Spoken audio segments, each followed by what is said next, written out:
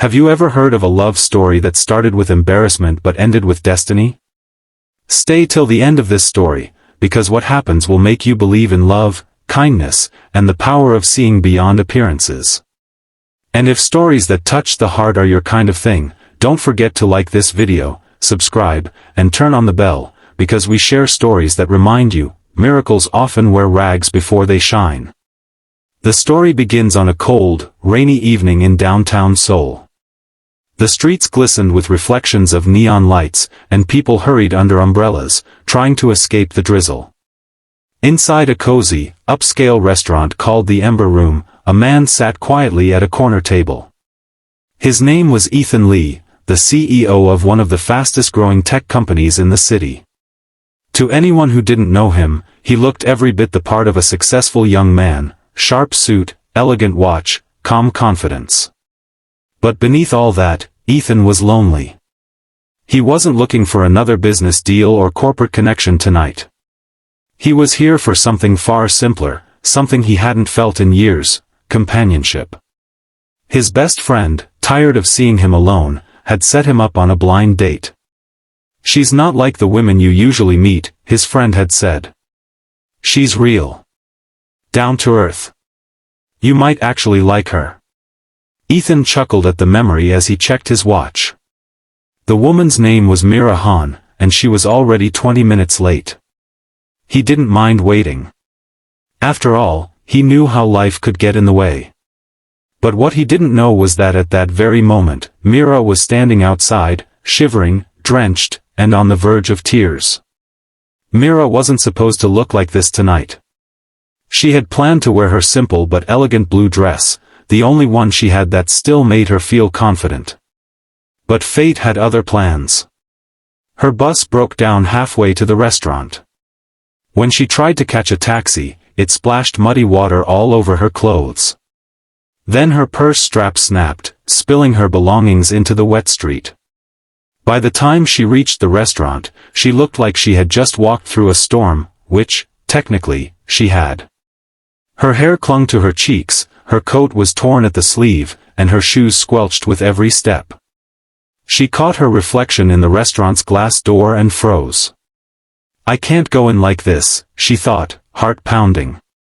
"He'll think I'm insane." But then she remembered her younger brother's voice that morning before she left home. "Uni," he'd said softly, "don't cancel this one, okay? You always back out. Maybe this time, it'll be different." Her brother, sick and bedridden for years, was her world. Every sacrifice she made, every job she took, was for him. She had given up her dreams to take care of him after their parents died. And though she had lost almost everything, her savings, her confidence, her social life, she had never lost her heart. Mira took a deep breath, wiped her face, and walked in. When the maitre d' saw her, his eyes widened slightly. The restaurant was a high-end establishment. Guests came in suits and evening dresses, not torn coats and muddy shoes. "I'm sorry, miss," he began politely, "but—" "I'm here to meet someone," she interrupted softly. "Reservation under Ethan Lee." The name caught his attention. "The CEO?" He hesitated, but something about her determined eyes made him nod. "This way, please." As she approached the table, Ethan looked up, and time seemed to pause. She looked completely out of place. But it wasn't her appearance that caught him. It was her eyes. Despite the mess she was in, there was honesty in them, and exhaustion, and courage. "Ethan Lee?" she asked nervously. He smiled. "You must be Mira. Please, have a seat." Her hands trembled as she sat. I'm so sorry for how I look. Everything went wrong tonight. I swear, I'm not usually." He raised a hand gently. "It's okay.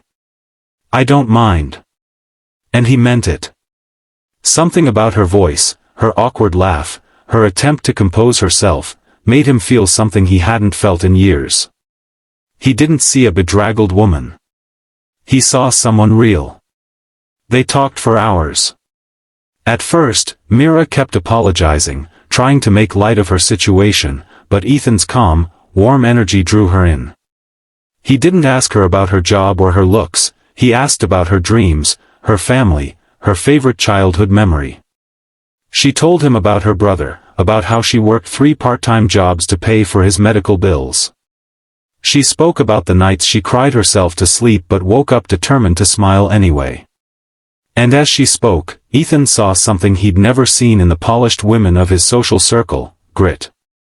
She was raw, unfiltered, unguarded. By the time dessert arrived, he had made up his mind, he wanted to see her again.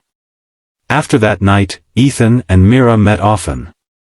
He never commented on her clothes or her lack of luxury, instead, he admired her quiet strength.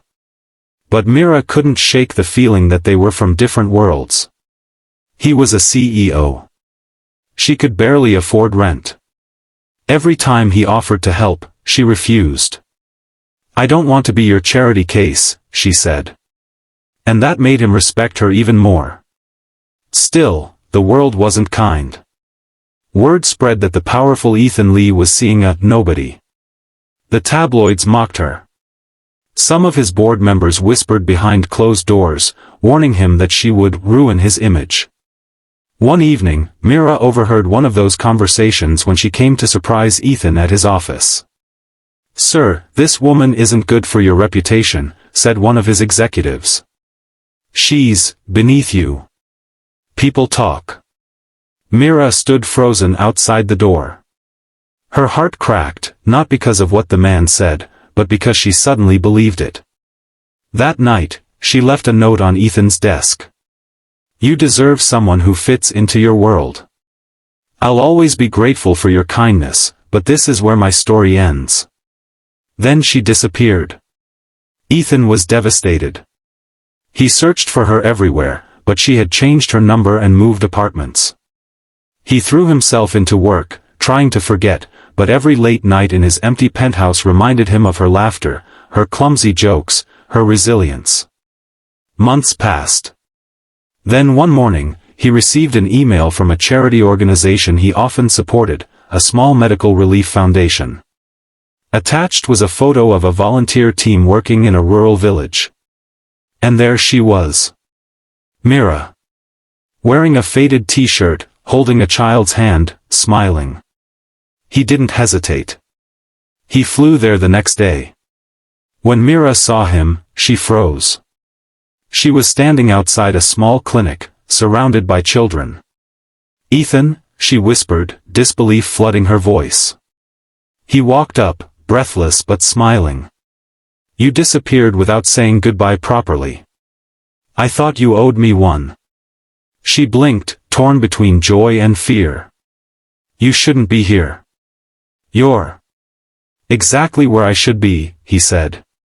"I didn't fall in love with the woman who wore fancy dresses or spoke perfect words. I fell in love with the woman who showed up to a blind date dressed like a beggar, and still smiled." Tears spilled down her cheeks. For the first time in a long while, she let herself believe in happiness. They stayed in that village for weeks, helping build a small school and supporting the local clinic. Ethan learned to live simply, while Mira learned to trust again. Eventually, he asked her to come back with him, not to his world, but to their new one. "I don't care about the headlines, Mira. I just care about us," he said. She smiled through tears. "Are you sure? My world's messy." He laughed softly. "So is mine. Let's make a beautiful mess together." Years later, their story became one people whispered about, not because of wealth or fame, but because of the lesson it carried. Love doesn't need perfection. It just needs truth. And if you're still watching, let me leave you with this. Don't judge someone by how they appear in one bad moment. Sometimes, the person standing in front of you, tired, lost, struggling, might just be the one who teaches you what love really means. If this story touched your heart, give it a thumbs up, subscribe, and share it with someone who believes love only belongs to the perfect. Because maybe, just maybe, perfection begins with imperfection.